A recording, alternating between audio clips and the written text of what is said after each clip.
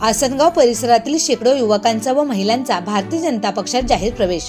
पंतप्रधान नरेंद्र मोदी, मुख्यमंत्री देवेंद्र फडणवीस, प्रदेश अध्यक्ष रवींद्र चव्हाण यांच्या कार्यशैलीने प्रभावित होऊन माजी केंद्रीय राज्यमंत्री कपिलजी पाटील, जिल्हाध्यक्ष जितेंद्र डाके यांच्या नेतृत्वावर विश्वास ठेवून आसनगाव परिसरातील शेकडो युवकांनी भारतीय जनता पक्षामध्ये जाहीर प्रवेश केला आहे।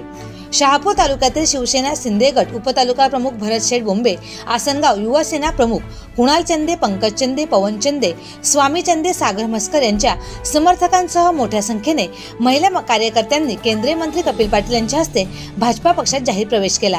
या प्रसंगी भाजपा शहापूर तालुका अध्यक्ष भास्कर जाधव, शहापूर दक्षिण मंडळ अध्यक्ष दीपक बोंबे, भाजपा नेते राम जागरेसर, नगरसेवक विनोद कदम, प्रमोद बसवंत, शहर अध्यक्ष निखिल चंदे, अमित हरड, मदन चंदे, संतोष चंदे तसेच भाजप पक्षाचे पदाधिकारी आणि कार्यकर्ते यावेळी मोठ्या संख्येने उपस्थित होते।